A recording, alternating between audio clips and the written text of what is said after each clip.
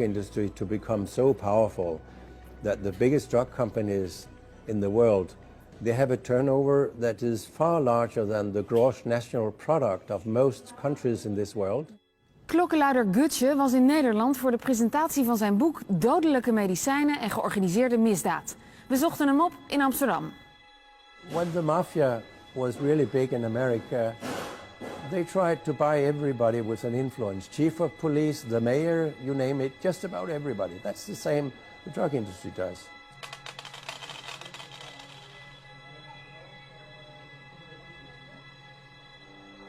Peter Gutsche, een man met een vriendelijk gezicht, maar zijn woorden zijn snoeihard. Ik ontmoet hem in een hotel op het Rembrandtplein. Bij aankomst wordt hij gefotografeerd voor de krant.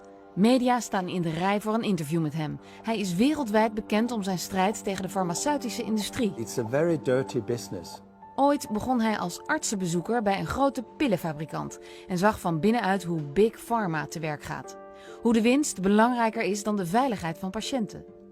20 jaar geleden besluit hij een internationaal netwerk op te richten dat onafhankelijk onderzoek doet naar de effecten van medicijnen. I'm a scientist. I try to change things by educating the public. That's why I write books, to wake people up to realizing how much corruption there is in healthcare and how our drug research and marketing is unreliable because everything is controlled by a drug industry that can earn billions by cheating with the data and by lying in their marketing, which is what we see.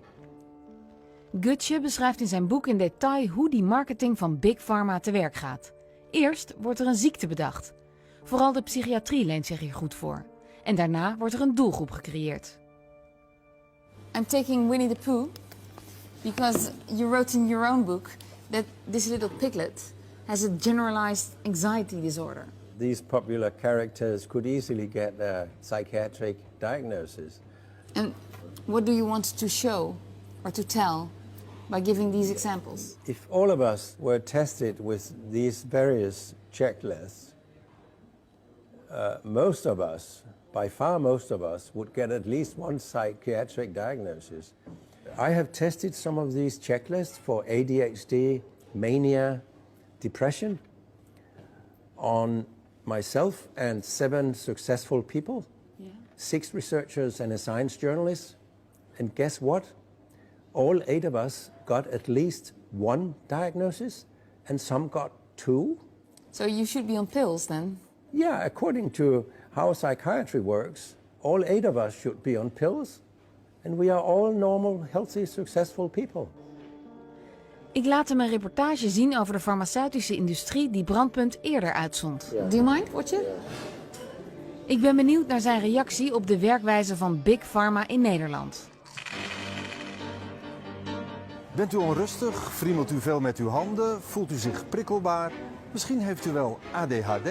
Doe de ADHD-zelftest. De uitslag is gewoon, u moet naar uw dokter. De reportage die we laten zien gaat over de verkoop van een medicijn genaamd Concerta. Het is een soort Ritalin voor volwassenen met ADHD. In de reportage zien we dat de expert in Nederland op dit gebied het middel aanprijst. De beste behandeling, die veilig is en goed onderzocht, is medicatie voor ADHD. Bastards. In de reportage wordt duidelijk dat de expert banden heeft met de farmaceutische industrie en ook de behandelrichtlijnen bepaalt. De overheid laat dit toe. What do you think of this report? This was broadcasted a year ago. It is very shocking. You have a huge problem in Holland when your Minister of Health says that industry-supported guidelines are okay. They are not okay. And it's not okay when people with a financial conflict of interest to the manufacturer recommends exactly the same drug in the guidelines. Studies have shown that in the long term, ADHD drugs are harmful. Animal studies and human studies, there are very few long-term human studies, but those that have been made, and the animal studies tell us that these drugs can create permanent brain damage. They not only change the brain in the short term, it can be permanent changes. So it's very serious. De pillen in de reportage zijn dus gevaarlijk voor de gezondheid, maar mogen wel gewoon worden voorgeschreven. Het is een pepmiddel. Al jaren probeert de farmaceutische industrie deze pillen te slijten voor allerlei kwalen. Nu dus ADHD bij volwassenen. There is a saying that it's far easier to create a new disease than to invent a new drug. And this is true. One of the reasons is that all drugs have side effects. So in these blinded trials where half of the patients get a placebo that looks like the active drug, these trials are not adequately blinded because the drug has side effects. So many patients and doctors have guessed whether a patient is on active drug and placebo. And when that is the case, both doctors and patients tend to exaggerate the benefit of that drug. This is a psychological phenomenon. If you, for example, put something in the placebo that also gives people side effects, this has been done for depression pills. And guess what? There was absolutely no effect when there was something in the placebo that gave people side effects, because then they couldn't break the blinding. So this is why we have so many ineffective drugs on the market. Er is dus veel mis met het onderzoek naar de werking van pillen, zegt Gutsche. We kijken onze reportage nog even verder. Er wordt verteld dat van de 27 Europese experts er 17 banden hebben met de farmaceutische industrie. Deze groep bepaalt de richtlijnen waar dokters en psychiaters hun behandeling op baseren. In your book, you describe doctors as highly influenceable. Yeah. And maybe eager for money or status. Yeah, and then they are also naive. They know too little of what goes on behind the scenes. That's also why I wrote my book, to explain that to people, that it's a very dirty business.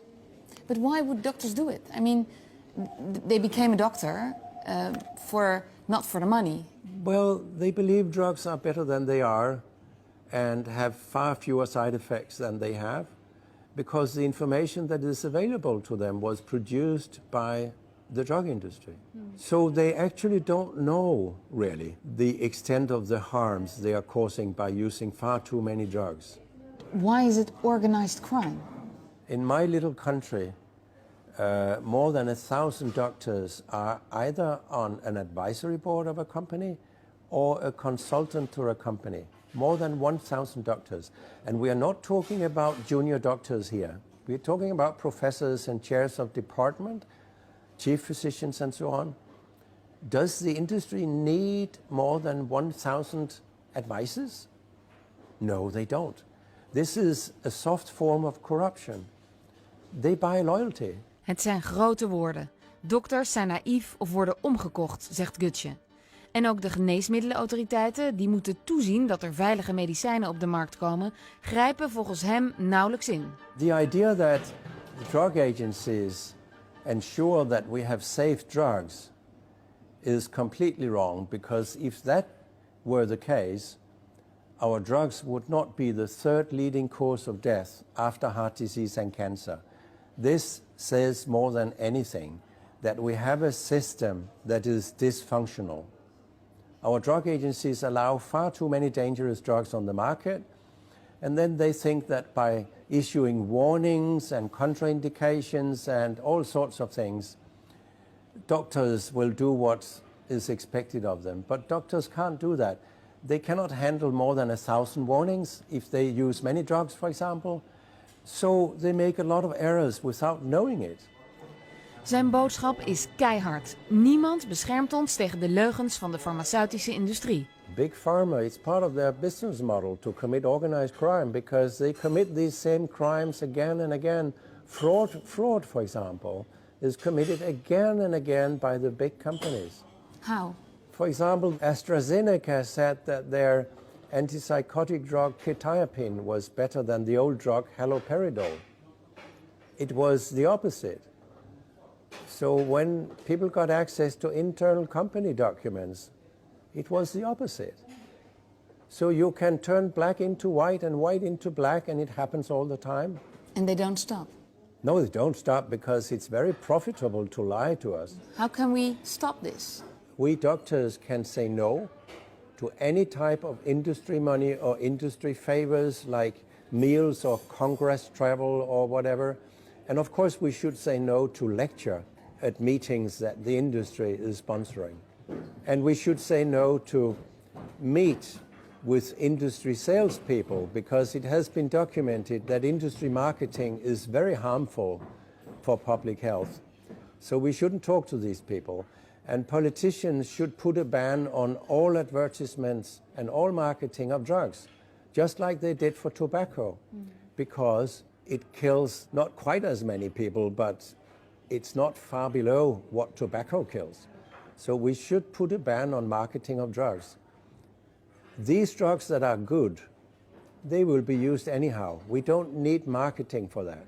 Volgens Gutsche zijn er dus 2 dingen noodzakelijk om het tij te keren. Stoppen met de marketing en onafhankelijk onderzoek organiseren. What we need is all drug trials that involve patients should be a public enterprise. The industry could pay for them, but they should have nothing to do with them. So they should be done, designed, analyzed, and published without industry influence. And then all the raw data should be made publicly available. And why? Because then other researchers can analyze the data for themselves and see whether they agree or whether they think the original researchers made an error or were too positive in their analysis or so on. That's what true science is about, that other researchers can check, is this right or wrong? We don't do that for drugs. The industry does everything. We are supposed to trust them, although we know we can't trust them. So it's a sick system. Heldere taal van klokkenluider Gutsche. Inmiddels zijn ook de Nederlandse behandelrichtlijnen voor ADHD bij volwassenen officieel gepubliceerd. En u raadt het al, de aanbevolen behandeling? Pillen genaamd Concerta. That was it.